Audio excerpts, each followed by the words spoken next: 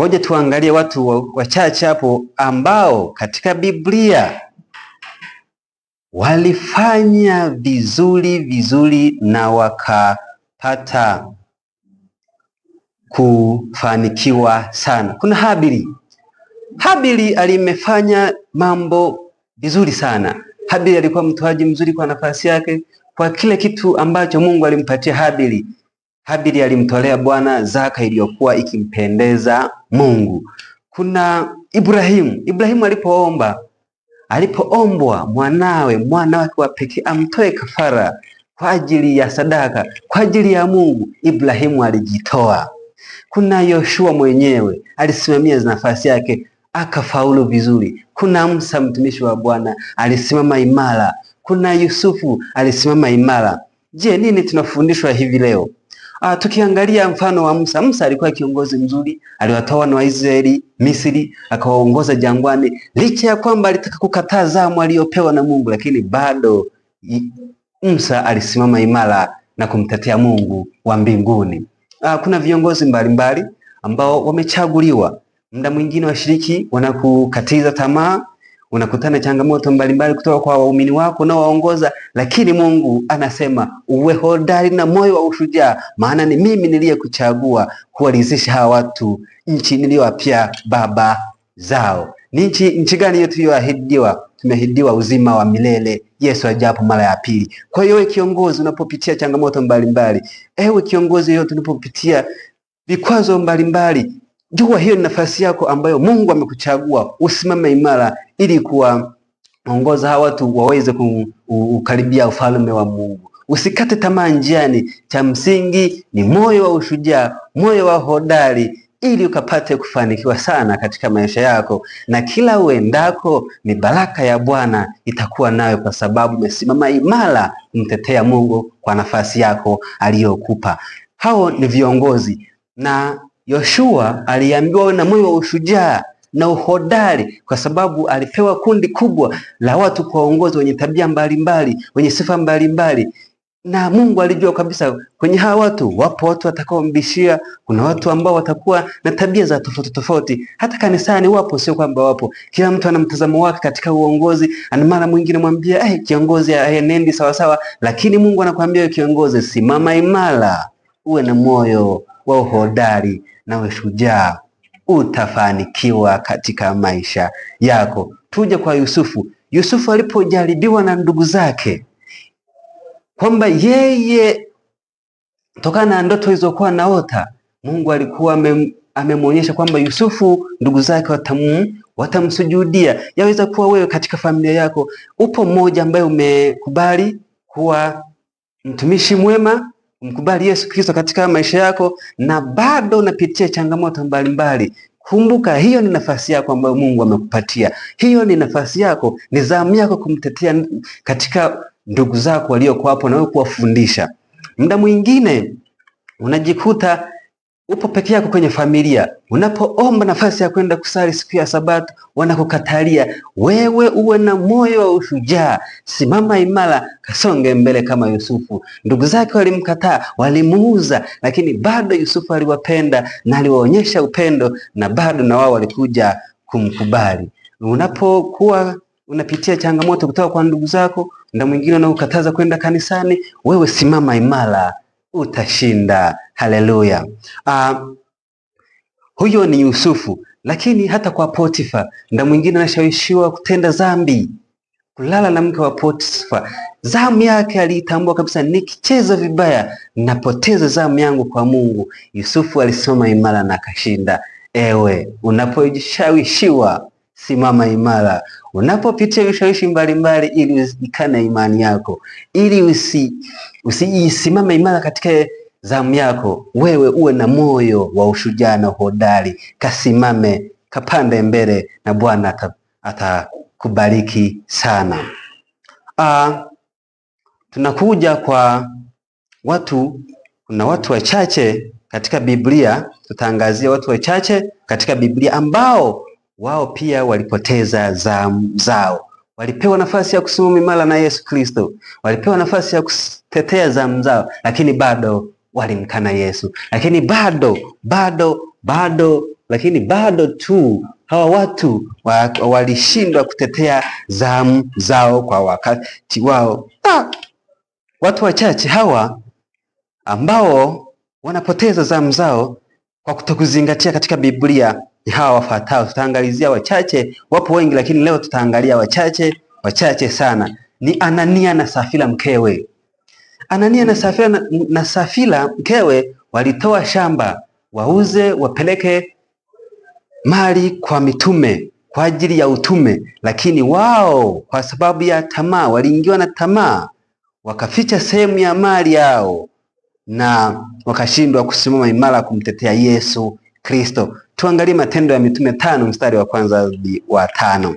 Anasema, lakini mtu mmoja jina lake Anania pamoja na mkewe Safira aliuza mali, akauza kwa siri akazuia kwa siri sehemu ya thamani yake. Mkewe naye akijua haya, akaleta fungu moja akaliweka miguuni.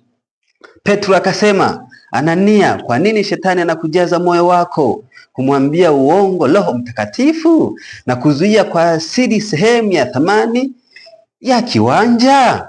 Kilipokuwa kwako hakikuwa mali yako, na kilipokuwa kimekwisha kuuzwa thamani yake haikuwa katika uwezo wako? Ilikuwaje hata ukaweka neno hili moyoni mwako, hukumwambia uongo mwanadamu? Anania aliposikia maneno hayo akaanguka akafa papo hapo. Hofu nyingi ikawapata watu wote waliosikia haya. Watu kama hawa kamwe hawatauona ufalme wa Mungu, kwani haya ni kinyume na sheria.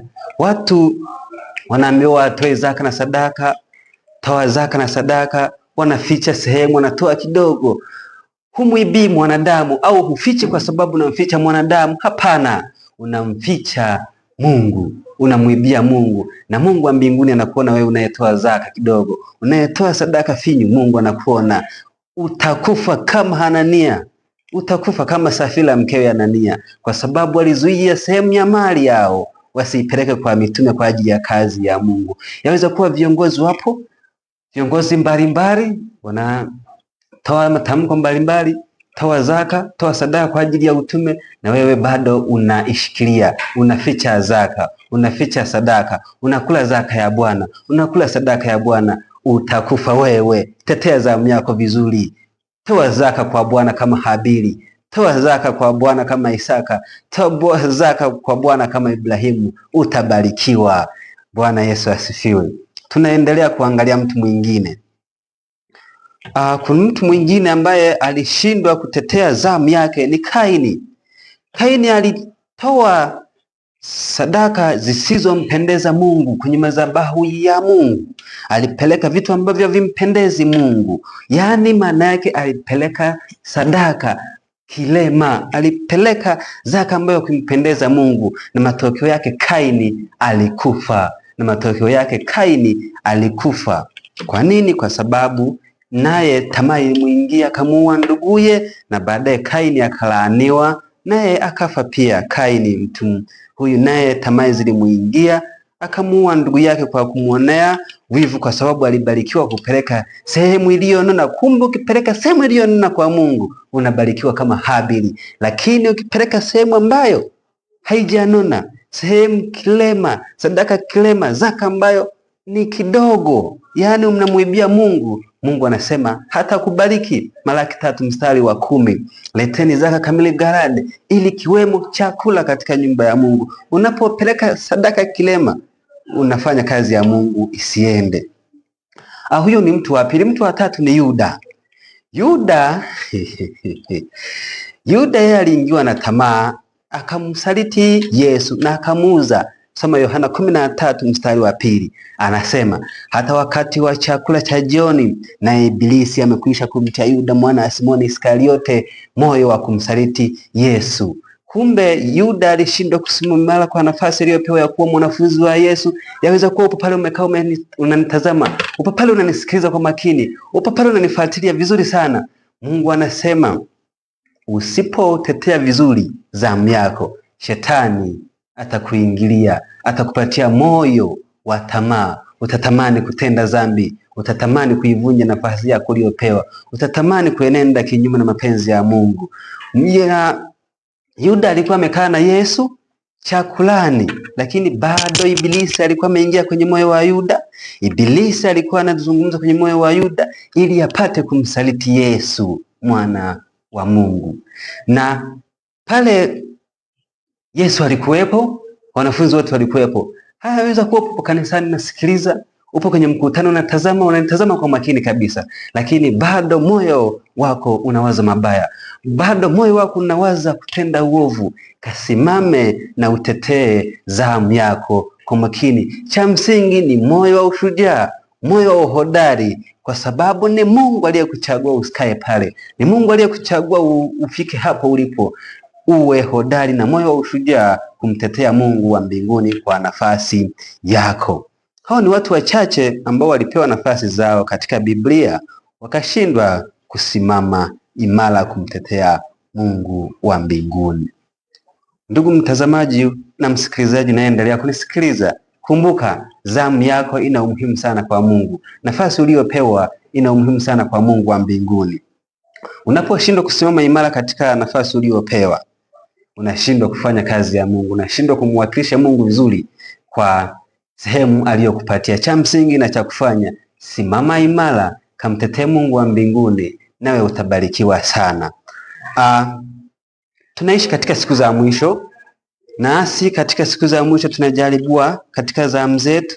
Tunashindwa kusimama imara kwa sababu ya vitu mbalimbali, tunashindwa kusimama imara kwa sababu ya changamoto tunazokutana nazo katika maisha yetu.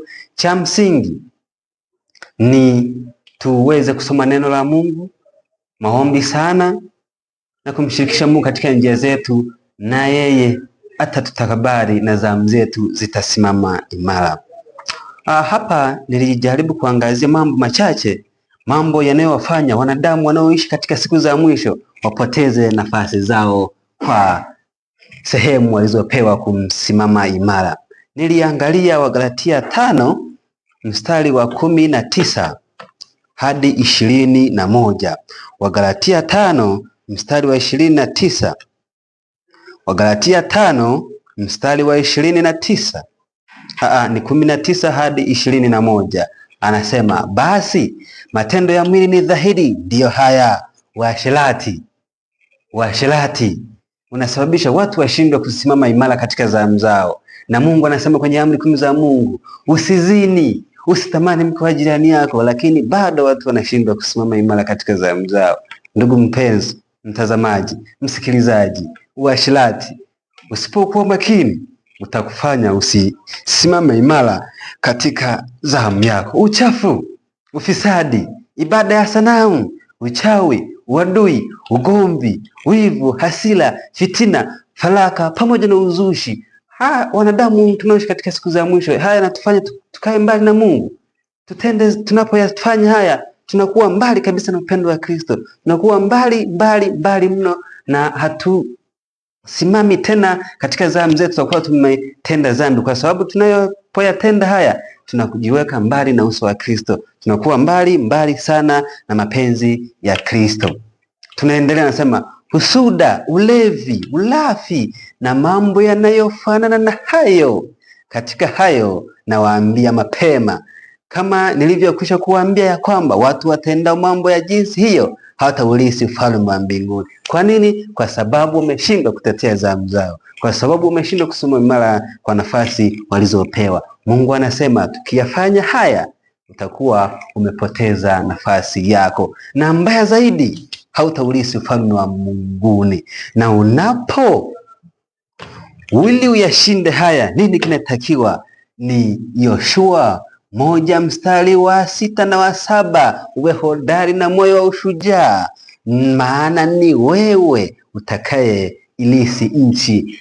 Sasa hivi ni simama peke yako kuzishinda tamaa za mwili, simama peke yako kuzishinda tamaa za duniani, na utaurithi ufalme wa mbinguni. Mungu amekuweka hapo, amekuchagua usimame hapo ili ukaweze kumwakilisha vizuri katika maisha yako na ukaenende sawasawa na mapenzi yake. Anasema haya yote tukayaacha na tukasimama imara kwa nafasi zetu, kuakisi picha